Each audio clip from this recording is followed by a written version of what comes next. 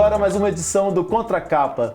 Este programa que valoriza a cultura mineira, os escritores e escritoras de Minas e suas obras. Eu sou o tio Flávio e vou estar aqui com você, conversando com uma pessoa muito especial. Especial para mim e que será especial para vocês também. Maria Flávia Bastos. Maria Flávia, seja bem-vinda ao nosso programa. Olha, uma alegria partilhar com vocês sobre literatura, sobre Minas Gerais e, no nosso caso, sobre amizade, que dá muito texto, né? Ah, bastante. E que dê outros textos, né? A gente vai vivendo histórias conjuntas, vai se relacionando, então textos diversos, histórias diversas vão acontecendo daí. Olha, eu vou apresentar a Maria Flávia já para vocês. Mas antes eu quero falar que você pode acompanhar nas plataformas digitais o nosso programa, do Jornal Hoje em Dia e da TV Promove, que é o canal 12 da Claro TV. E também na Rádio Web Hoje em Dia. Olha, mas a gente também está nas rádios Alvorada FM e Difusora AM de Salinas, Gorutubana de Janaúba, Cidade FM de Corinto e Eldorado de Sete Lagoas. E agora nós vamos falar sobre o currículo, um mini currículo da Maria Flávia Bastos. A Maria Flávia, ela tem já uma descendência que fala sobre educação, fala muito sobre educação. Então, ela é escritora, professora universitária, palestrante, é mestre em Gestão Social, Educação e Desenvolvimento Local e doutora em Administração com foco em Negócios Sociais. Ela é autora de vários livros, hoje a gente vai falar de alguns deles aqui, mas antes de entrar nos livros especificamente, eu queria pedir licença a ela para que a gente pudesse falar sobre o avô da Maria Flávia, que é uma pessoa que estimulou muitas pessoas, muitos alunos da área de pedagogia, muitos professores hoje, deve muito ao Sinésio Bastos. E aí eu queria que você contasse um pouquinho sobre o seu avô. Quem foi o Sinésio e quem é para muitos de nós? Tio Flávio, tão interessante, né? Ele foi tão importante na sua vida como professor, como educador. Mas a gente brinca que no quintal da nossa casa ele não deixava de ser professor também. Vovô era aquele homem que mesmo quando tinha... Imagina que todas as famílias têm problemas, né? Coisas para serem resolvidas. Ele era um professor de pedagogia e de sociologia. E aí quando tinha algum problema na família, nessa época não tinha celular, então ele ligava para cada núcleo ali e falava, temos uma reunião. Aí todo mundo ia para a reunião dele, quando a gente chegava, era uma sala de aula, porque ele já tinha colocado as cadeiras em círculo, e aí ele tinha lá uma espécie de um quadro com um canetão que ele dizia, eu gostaria de que o grupo éramos nós, eu gostaria que o grupo, a família, os netos, os filhos, genros, noras, e ele dizia, eu gostaria que o grupo apontasse aqui alguns itens para o nosso debate. E aí já falando um pouquinho, né, da influência dele na minha vida, essa e outras histórias, às vezes eu contava para os outros e as pessoas falavam, mentira, isso aí você está inventando. E foi daí que nasceu, inclusive, esse meu primeiro romance. É claro que é um romance, há muito de ficção, mas a minha família, que tem aí na frente dela, meu avô e minha avó, é uma família que tem um pouco do realismo fantástico que Gabriel Garcia Marques nos ensinou a fazer, né? A gente vai falar do romance, que é o seu primeiro romance, né? É o primeiro romance. Nós vamos falar do romance já. Mas você tem alguns outros livros, né? Qual foi o primeiro livro? Olha, lá atrás, quando eu fiz o mestrado, e foi por causa desse texto que eu acabei sendo finalista do Prêmio Etos, o último Prêmio Etos, na época eu escrevi uma metodologia para que outras escolas pudessem fazer dessa metodologia parte do seu dia a dia, mas era uma metodologia que estimulava o empreendedorismo social. E aí, na época, eu publiquei esse primeiro livro, ele se chamava Educação e Empreendedorismo Social, né? A ideia era transformar a educação por meio de uma gestão mais social. E aí esse foi o primeiro livro. Que veio do mestrado. Que veio do mestrado, então ele é parte da dissertação adaptada. Embora tivesse ali uma tentativa poética de sair da academia, mas ele ainda era um texto mais acadêmico. O segundo já foi um pouco mais livre, mas falava do mundo dos negócios, né? Aquilo que eu observava como professora de pós-graduação, professora da área executiva, do nosso trabalho de palestra, já que a gente lida com muitos executivos e uma vida não tão glamurosa, né? Marcada por muitas doenças emocionais, pressões. E aí foi quando eu escrevi o Quando Me Reinventei, lições de pessoas e empresas. Aí ali eu já saí um pouco do nosso academicismo, mas eu ainda me sentia ali um pouco presa na necessidade e uma necessidade importante de citar, de dizer que, olha, não fui eu que disse isso, não. E aí, de trazer aquelas referências, de trazer aquelas referências, exatamente. Então, ao longo da minha vida, dos 6 livros que eu publiquei, eu fui me sentindo um pouco mais liberta da academia.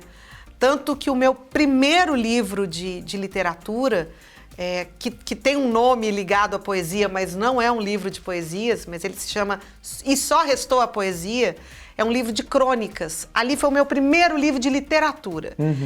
Tanto que na dedicatória do Só Restou a Poesia, eu dedico ele aos meus colegas professores acadêmicos. E eu digo, olha, vocês me ensinaram parte do processo da escrita, mas eu estou tomando a liberdade de deixar de lado o nosso texto, que é tão importante, que produz ciência, que produz coisas muito, muito sérias para o nosso país, né? E que é importante dentro da faculdade, porque a gente fala das universidades, a importância que ela tem de fazer pensar. Muitas vezes a pessoa fala assim, tem uma disciplina de sociologia, de antropologia, de filosofia, o que eu vou fazer com isso na minha profissão?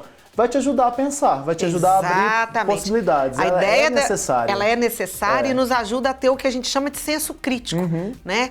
Na hora que a gente busca lá no Google, que você faz perguntas no Google, ele tem um monte de respostas. Mas o difícil não é achar a resposta, o difícil é fazer a pergunta certa. Eu vi uma vez uma entrevista de um filósofo dele falando que com a nossa ignorância, a gente não consegue nem alimentar a inteligência artificial. Porque a gente não vai dar a eles inputs, né? A ela inputs para poder fazer a pesquisa. A gente precisa saber fazer a pergunta. Exatamente. Mas como é que você aprende a fazer pergunta, né? Não vem pronta. A gente pega lá todos os grandes pensadores, e Platão lá com a sua discussão, as discussões na Ágora, elas vinham de perguntas, né? Então, como é que a gente cria perguntas? A educação hoje é esse dilema. A gente já tem respostas, mas a gente precisa ajudar as pessoas a aprenderem a fazerem perguntas. Então, eu fui ali me separando um pouco desse texto acadêmico, porque acho que consegui aprender a fazer boas perguntas e fui perguntando para mim mesma de que maneira que eu podia me expressar além da expressão acadêmica, que ela precisa mesmo desse rigor. Né? Mas é uma coisa interessante, que quando a gente nota que alguns autores que vêm da academia já tem já são preparados para poder fazer a pesquisa, citar autores. É um amadurecimento muito grande você deixar aquela forma de escrever, porque você fala muito trazendo as referências que você leu, né, para comprovar uma ideia. E aí, de repente, você, lógico, não desfazendo daquilo, mas você vem com o fruto daquilo tudo que você foi crescendo, amadurecendo, lendo. E aí você se liberta um pouco da linguagem da academia. Exatamente. É um parto, né? Olha, é um parto e não é fácil, não. Ele é bem difícil porque a gente tem uma série de travas, né? Eu tenho muito prazer em escrever, mas nós vivemos numa sociedade, o livro é publicado, você fica ali temendo sobre, nossa, mas e aí, o que vão achar? Eu sou uma professora, será que eu podia estar escrevendo com uma outra linguagem? Eu descobri que sim. Então, Só Restou a Poesia, como ele era feito de crônicas, crônica é uma delícia de escrever, de fazer. É uma delícia de ler também. É uma delícia de ler. Eu tenho como pilares do que eu gosto de ler, os cronistas desse país, né? A gente tem cronistas brilhantes de Drummond, né? Que não escrevia só poesia, mas era um excelente cronista, até os atuais, como Fernanda Torres. Né? Eu adoro ler as crônicas que ela escreve até hoje. como Paulo Mendes Campos. Então a gente tem cronistas sensacionais no nosso país. E foi por causa deles que eu comecei a ter coragem de escrever crônicas, publiquei o livro de crônicas e ele foi aí esse pontapé para que eu tomasse coragem e publicasse um primeiro romance. Só Restou Poesia. Só Restou a Poesia é um livro de crônicas. E aí, por que esse nome? O nome vem da seguinte ideia: as crônicas contam sobre esse nosso cotidiano, como toda crônica fala de cotidiano, mas ele vai contar de um cotidiano que, ainda que caótico, sempre tem uma poesia. Basta a gente estar aí atento para prestar atenção. Uma pessoa que me ajudou aí nesse processo de liberdade foi a professora de escrita e jornalista Cris Lisboa. E ela gosta muito de falar isso, né? A vida é cheia de bilhetinhos de amor. Mas a gente tem que estar atento para poder sentir, ver, perceber esses bilhetinhos de amor. Então eu fui escrevendo crônicas que criticavam as questões cotidianas que a gente tem nas empresas, nas escolas, na nossa vida, mas sempre aí com esse tom de que a poesia restou, ainda tem um dia para nascer.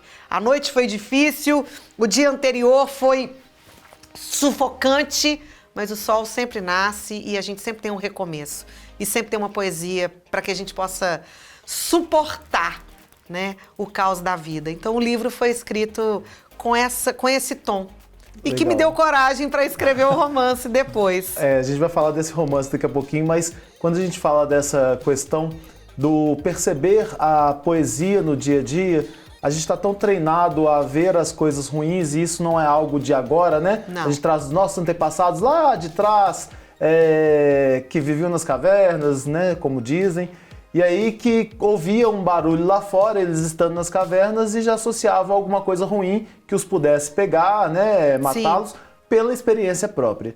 E aí a gente então já desenvolveu uma parte do cérebro que é justamente a de achar que uma ligação, alguém que quer falar com você, uma mensagem de me ligue que eu preciso falar com você, já é de alguma coisa ruim, né, e que não pode ser bom. E que a gente tem que desenvolver o outro lado também, que se percebermos coisas boas do dia a dia, por exemplo, hoje eu te reencontrei e te dei um abraço. Sim. É no dia algo maravilhoso, que a gente não contabiliza assim. Então há muito mais poesia na vida do que a gente consegue observar, né? E não é a gente não prestar atenção no caos, né? Mas é tentar o equilíbrio, assim, a ideia de que sombra e luz, elas fazem parte da nossa vida. Essa dualidade faz parte da vida. Né? Assim, a gente está aqui, gente, num estúdio e tem um monte de refletores. Se a gente ficar olhando fixamente para qualquer um desses refletores por 30 segundos, a gente vai ficar muito incomodado a ponto de deixar de perceber, de ter noção de profundidade. Da mesma maneira, se a gente ficar o tempo todo percebendo somente o que é ruim, né, o que não está, vamos dizer, iluminado, a gente também vai ter uma sensação muito ruim. Então, é esse equilíbrio entre sombra e luz que no Só Restou a Poesia eu tentei chamar a atenção. Olha, presta atenção no seu caos. Traz esse caos para você, acolhe esse caos. Mas tenta buscar aprendizagem e tenta buscar saídas para que a gente possa minimamente encontrar poesia aonde a gente acha que nem tem mais, né? Depois do Só Restou Poesia é que veio o romance? É que veio o romance. Então fala pra gente sobre esse romance, porque eu queria entender também o seguinte, já que a gente fala que ao escrever um livro você já está desnudando, porque você está se colocando para os outros, eu lembro muito daquela palestra da Brené Brown, né? Que ela falava que ela deu uma palestra e as pessoas começaram a criticá-la, e aquelas críticas ferrenhas, maldosas, doem na pessoa. Sim. Que não são críticas, né? São críticas maldosas mesmo, não são críticas técnicas. E aí foi justamente quando eu comecei a pensar sobre essas vulnerabilidades. E ao escrever, você está realmente se despindo para as pessoas, né? Agora, o romance já é despir-se mais ainda, porque você está escrevendo com algo ali que não é comprovado, né? Você está criando histórias com base em alguma coisa que você já viveu, né? Porque nesse livro deve ter muito sobre você, que você vai falar pra gente. Mas como é partir para um romance? Dá medo? Eu fiquei apavorada. E eu vou te dizer como é que aconteceu, assim. Como alguém que gosta de escrever, mas também gosto de estudar, né? Eu fui fazer um curso de preparação para começar a pensar em romance com uma escritora de Pernambuco, nosso amor Recife, né? Que se chama Elizabeth Azim. A Elizabeth é uma professora de literatura e tem vários livros escritos, é uma poetisa daquelas que a gente lê e se arrebata, né, na hora que faz a leitura dos textos dela. E aí eu fui fazer esse curso com a Beth. E nesse curso ela foi me estimulando a desejar escrever um romance. Eu fui fazer o curso não diretamente para escrever esse romance, mas ele foi nascendo ali, das nossas conversas e das coisas que eu pensava. E aí eu resgatei, foi ótimo você ter começado essa entrevista falando do meu avô. Eu fui resgatar as vivências da casa, da família, e meu pai, que era pernambucano, né? Meu pai conversava assim, com as mãos, levantava as mãos. E sempre que eu e minha irmã tínhamos algumas coisas, né, ele falava, gente, as meninas aqui em casa, ele era médico, as meninas aqui em casa, elas não gripam, elas já têm uma doença terminal, né? E isso, de alguma maneira, era um traço muito marcante da família da minha mãe, né? E aí papai dizia, vocês têm que se libertar desse atavismo que vocês têm, né? Dessas forças atávicas, dessas tatuagens que vocês trazem. E aí, o que ele quer dizer com isso? Ele falava que a nossa família tinha traços muito marcantes e que era impressionante que um bebezinho da família repetia aquilo quase que como um troféu. E tinha coisas que a gente contava do tipo, eu tenho um tio que não come há 30 anos. E aí parece uma mentira, né? Mas como é que ele sobrevive? Ele fuma. Então, eram histórias e ele falava, vocês comemoram essas loucuras como sendo coisas muito interessantes. Um tio que um dia decidiu morrer. Ele deitou e falou, eu vou morrer. E morreu! Ele decidiu morrer, fechou o olho, parou de comer e morreu. Então, são histórias que pareciam e que papai falava, olha, vocês precisam se libertar disso. Mas isso é história real? Isso é história real. Isso é história real, mas parece realismo fantástico, né? E aí eu ficava com isso na cabeça e no curso da Beth ela falava, Maria Flávia, vamos botar isso em texto. Isso pode ser uma coisa muito interessante. Então, partindo sim dessas vivências, dessas histórias e de muitas coisas pessoais, eu fui criar a história da Maria Clara, né? Um nome até parecido com o meu. Mas Maria Clara passa por 3 momentos da vida dela. No primeiro momento ela está tão entranhada dessas forças atávicas, né? Dessas tatuagens e dessas marcas familiares, que isso é tão mineiro, inclusive, né? Mulheres de Minas carregam em si muito dos seus, né? E não nos é permitido, talvez, nos libertarmos disso, porque libertar-se dos seus pode parecer uma traição. E aí eu fui entender e Maria Clara foi me mostrar que não, a gente não precisa largar a família para se libertar de algumas coisas que são necessárias. Então, no primeiro momento do livro, a Maria Clara ela é tão presa a essas raízes que ela literalmente se torna uma árvore. A árvore é linda, ela é frondosa, ela é exuberante, ela recebe o vento, mas ela está presa de tal maneira que ela é imóvel. E essa imobilidade traz uma dor muito grande para essa mulher. E aí essa mulher vai em busca dessas histórias, ela aprofunda nas histórias dessa família, desses laços, e aí ela se encontra num rio, né? A família dela, e aí eu pego muito dessa minha família, que está em Pirapora, que está em Bom Jesus da Lapa, na Bahia, e que está em Pernambuco, e que é as 3 regiões, né? Minas, Bahia, Pernambuco, tem o Rio São Francisco como seu. Né? A identidade do Rio São Francisco é muito forte. Eu lembro que quando eu estava escrevendo e eu falava, olha, de alguma maneira meu avô e minha avó se encontraram pelo Rio São Francisco. E aí ela me faz esse questionamento. Então você está contradizendo Heráclito, que diz que a gente não se banha na mesma água 2 vezes? Eu falo, tô contradizendo Heráclito. Tanto que Heráclito tá aqui nas epígrafes de cada um dos capítulos, né? Porque eu falo, a gente se encontra sim, a gente se banhou na mesma água, tanto que ficamos presos ali naquela árvore. Então, o segundo momento, Maria Clara vira rio. E quando ela vira rio, ela tá mais livre do que quando ela era árvore. Mas ela ainda se aprisiona nas margens e ela ainda faz o mesmo curso, né? O rio vai e volta para o mesmo lugar. E aí depois ela então faz um terceiro e último percurso até que ela vira passarinho. É quando ela se liberta e ela fala, eu posso voltar para minha árvore, posso até ter um ninho lá, mas eu posso conhecer todas as árvores do mundo. Eu posso beber da água do meu rio, mas eu também posso me banhar e beber da água de todos os rios do mundo.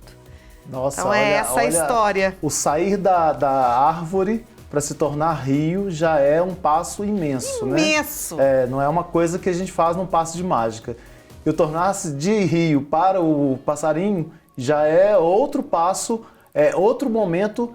E aí a gente vê que eu vi alguns comentários que as pessoas colocaram depois que leram o livro, falando justamente assim que a leitura é libertadora. Porque, na verdade, o que você está convidando as pessoas é justamente isso, né? Muitas das vezes presas em algumas coisas, não vou dizer que seja uma liberdade por completo, sim, mas, sim. né? Porque às vezes a gente não consegue se libertar por completo. Por completo, mas são pequenas liberdades que já devem ser comemoradas, né? Exatamente. Tanto que o nome do livro ficou O Jeito que Ela Carrega. E eu achei que ficou um livro muito feminino e muito mineiro nesse sentido, assim, dessas mulheres que acabam tendo cargas a mais do que os homens na nossa sociedade, nós sabemos disso. Né? A mulher que é cuidadora, primeiro dos filhos, depois dos pais, da casa. Não reconhecida, muitas das vezes.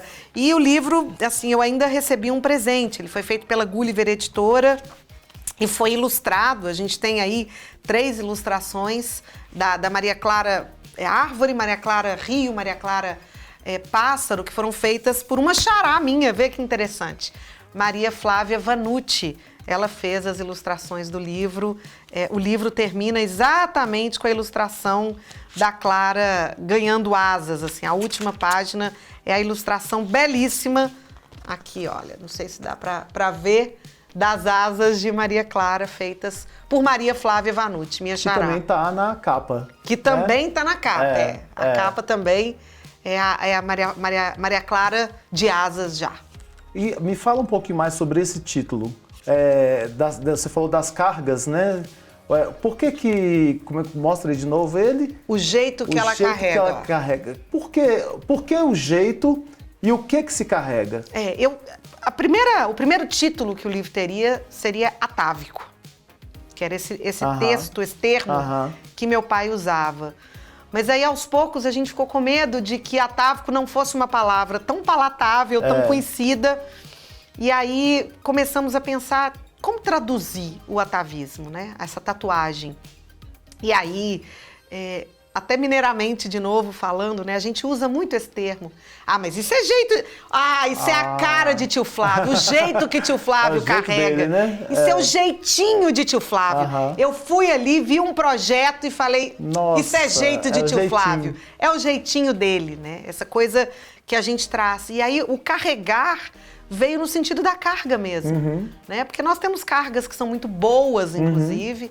A gente não tem que associar a carga só às coisas negativas, não, né? A gente carrega muita coisa boa. A gente carrega a cultura, inclusive, dos nossos pais. Exatamente. Você tem uma miscigenação aí de estados, né, de regiões, que você carrega um pouquinho de cada uma delas. E tem maior orgulho delas. Assim, o carrega tanto vem no sentido da carga, como vem no sentido do colo mesmo, né? Quando você carrega ali uma criança, quando você carrega uma cesta das coisas que a gente gosta de comer, né? Então a palavra carrega, ela traz em si coisas muito bonitas, né? E assim, ao ler porque tem isso também, né? Eu escrevo e às vezes a gente esquece algumas coisas que a gente escreve, né?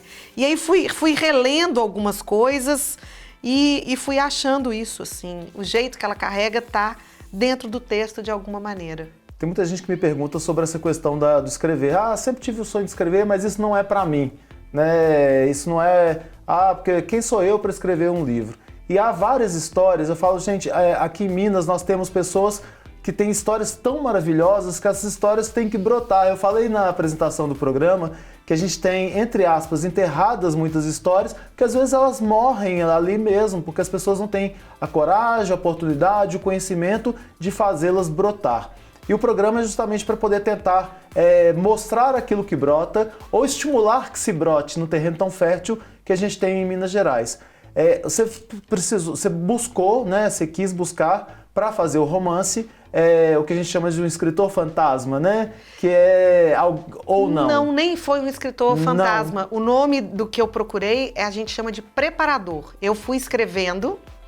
O preparador ele tem um papel parecido com o revisor, mas ele não só revisa o seu texto, ele revisa e comenta. Sei. Então é a hora que os bons preparadores eles vão dizer isso. Olha, esse texto tá belíssimo. É a hora que ela fala, por exemplo, você está contradizendo Heráclito, então é como se você escrevesse, mas você tem ali uma pessoa com quem você debate cada etapa do seu livro. E esse processo é tranquilo? Foi tranquilo para você? Não, foi cheio de dores.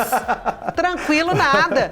Porque eu acho muito interessante você ter um preparador, assim, as ótimas editoras, o papel do editor é esse. Então, as grandes editoras, as editoras que cuidam de literatura com responsabilidade, elas vão ter esses papéis. Você tem o editor, você tem o preparador, você tem o revisor, que são papéis complementares, porém eles são distintos.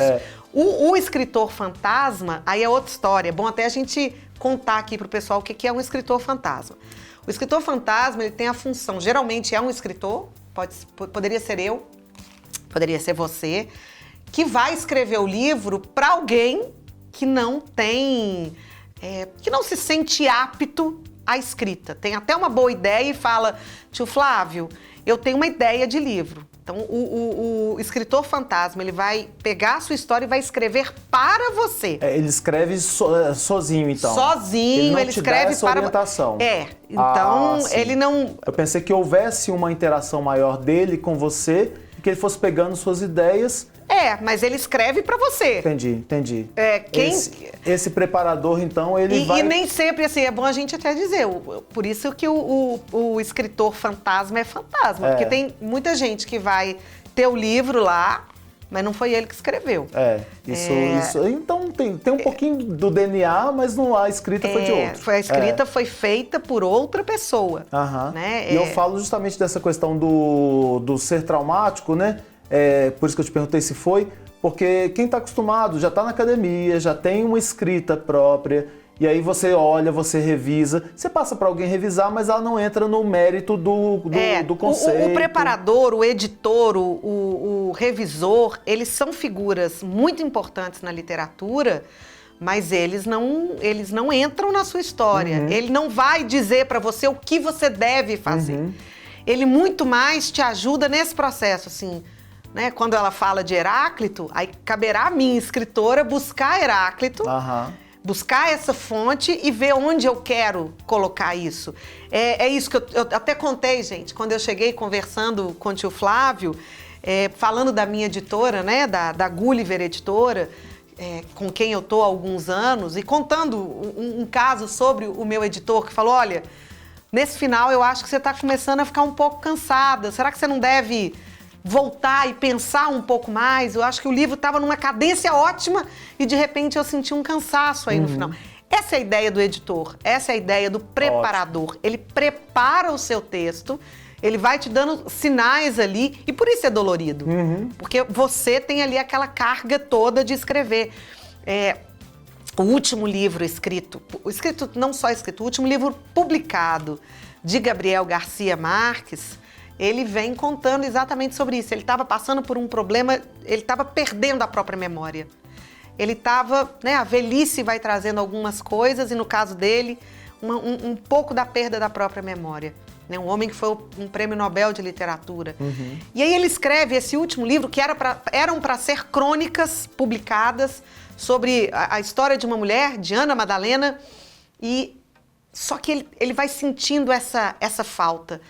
O prefácio, o pós-fácio são escritos por meio de relatos da preparadora e do editor de Gabriel Garcia Marques. Então, é isso que eu estou dizendo, é uma coisa mais comum do que a gente imagina. Uhum. E é muito bom que você tenha preparadores. O meu primeiro livro lá atrás, uma das minhas grandes e melhores amigas, que é uma revisora, Carolina Aderaldo, a Carol foi quem fez essa preparação. Eu lembro que ela fazia a revisão e fazia comentários hilários do tipo, gastando a língua portuguesa. Já tem uma certa intimidade com você, tinha intimidade né? comigo quando eu tava... Aí eu lembro dela fazendo comentários do tipo, Flavinha, mas isso aqui é a cereja do bolo. Será que isso aqui não tinha que estar lá no seu último capítulo? É o grande ápice do texto. Eu acho que isso tinha que estar ali no final para o leitor falar... Entendi. Então, esse é o papel da preparação. Mas a competência maior, né, a responsabilidade maior está na mão do escritor. O Isso preparador mesmo. vai te dar esses respiros, sabe? Bom, foi como um respiro. A gente respirou e passou rapidamente aqui a nossa conversa de hoje sobre esses livros que você escreveu, deixamos alguns de fora, mas eu queria que você desse a última mensagem e deixasse aqui a sua rede social para que as pessoas possam fazer contato. Olha, só agradecer, né? A delícia de conversa, a oportunidade até de dizer como é que é um processo de escrita, né? Nós temos editoras incríveis, nós temos escritores incríveis e temos profissionais que comungam ou que fazem parte do processo literário e que são tão fundamentais para que a gente possa continuar escrevendo, publicando e mantendo a literatura, como você disse, né? Como parte do nosso processo de manutenção da cultura desse país. Para te encontrar? Maria Flávia Bastos. Bom, gente, ficamos aqui em mais uma edição do Contracapa, deliciosa, que a gente tem muita coisa para pensar, mas nos encontramos no próximo episódio. Até lá!